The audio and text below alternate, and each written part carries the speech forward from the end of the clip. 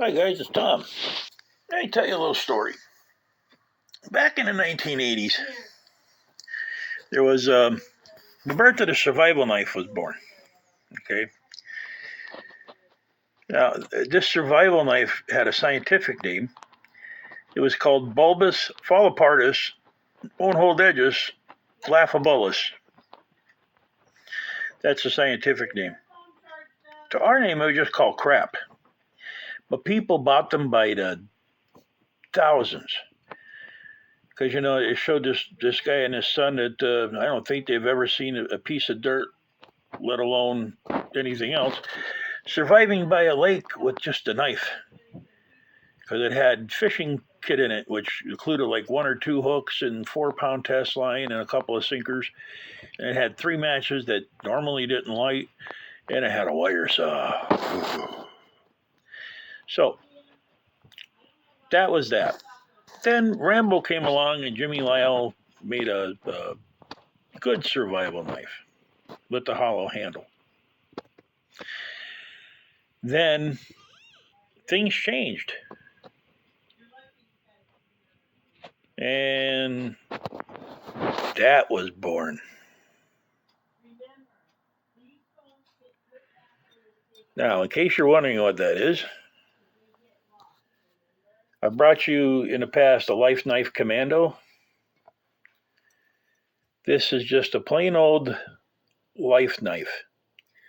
This is the first knife that they produced outside of the Commando.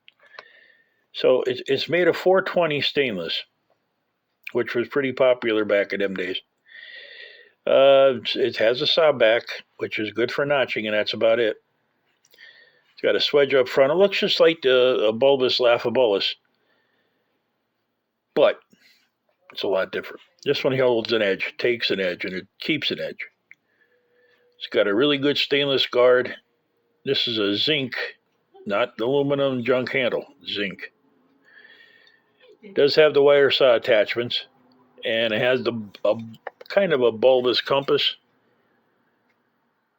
that really works after all these years. Now, you remember, this knife has got to be probably 50 years old now. Now, bulbous laughabilis had a sheath that was made out of plastic, and I seen them made out of vinyl. With this, a pouch in the front for the sharpening stone, which was the best part of the knife, was the sharpening stone.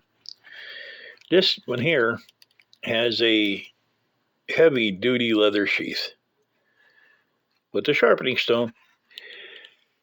It's riveted, gusseted, you name it. It's a great sheath.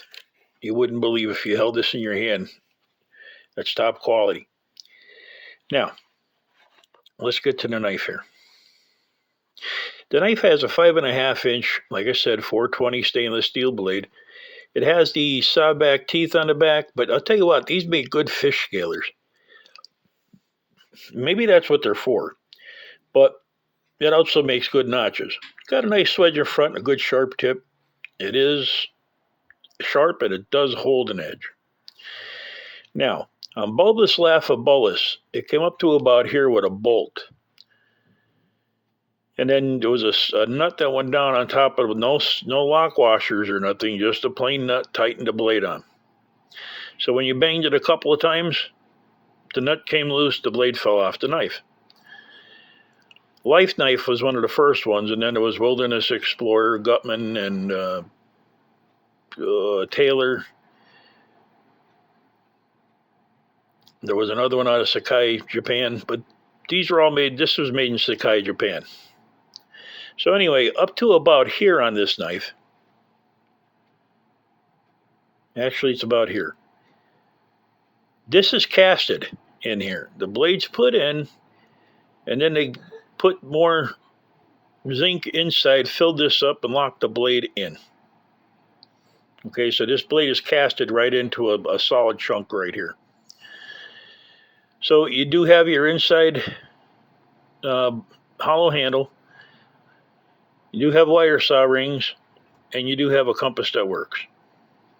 Now I'm working with one hand here, so I'm not sure if I'm going to be able to get it open, but we can try.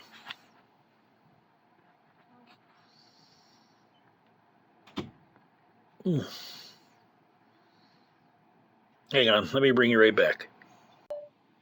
All right, I was able to do that. I didn't know. This is a new phone, so I didn't know how good the pause worked. So anyway, this is what's left of what was in the kit. There's a couple of hooks, a sail needle, there's the wire saw rings, and the compass off the back. So, yeah, you can see down in there. See how it's casted in there? It's not a nut on a bolt. Now, these came in camouflage. They also came in black, obviously.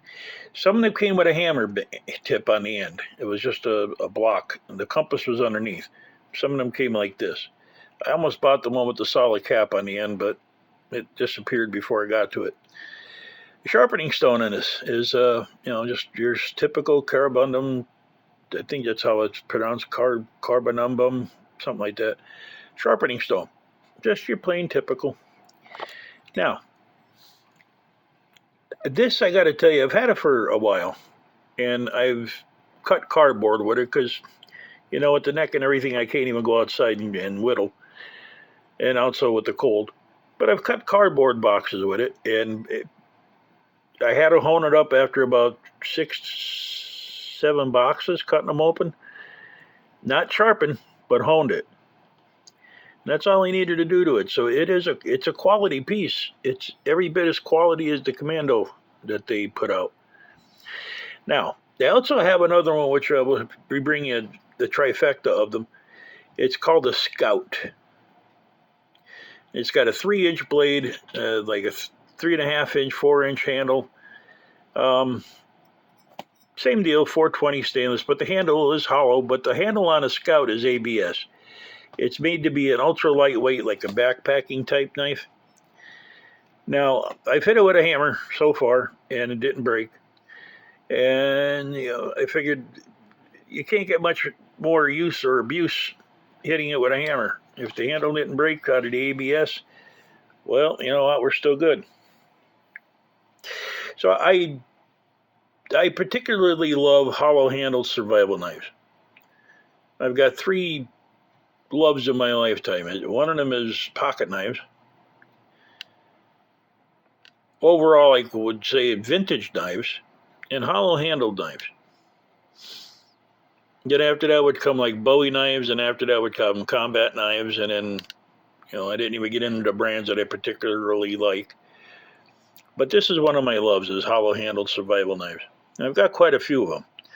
So in the future, we're going to be looking at a lot of hollow-handled survival knives by different makers. I've got them from everywhere, from Germany to Sakai City, which, you're looking at one there. Most of these 80 knives, if you get a good one, is made in Sakai. It's S-E-K-I, Japan. Then they went to Taiwan. Now, the Taiwan ones ain't bad either. Chinese ones, but the Taiwan-made knives, or if you get into like a Marlow Brewer or a Aetor, they're made in Spain, and they're made quality knives. So, well, this is Tom. I don't know if he likes the hollow-handled survival knives or not, but I think they're great. It's just a good piece of nostalgia. And for the hunting and fishing and everything I do, it's not like I'm going to be chopping down trees with this. For the hunting and fishing and stuff that I do, this is perfect. I usually just stuff the barrel full of matches. So this is perfect. Like if I happen to get lost or hurt or something like that, I have a handle full of matches for a fire, and I've got a good blade. But for skinning animals and stuff like that, I mean, it's no wear and tear on the blade. I think even Laphus bulbus would work for most hunting needs if you like to sharpen it every time. So anyway, I want to thank you for your time and your patience. Don't forget to share the video out. It really doesn't matter if you like it, because I'm not monetized. But maybe, hit the like button, because that'll bring me up in the algorithm. And, Lifeknife. To me, the Lifeknife knife the Lifeknife Commando and the Lifeknife Scout. We'll take a look at them in the future. So, you guys have a good one, and we will see you on the next one.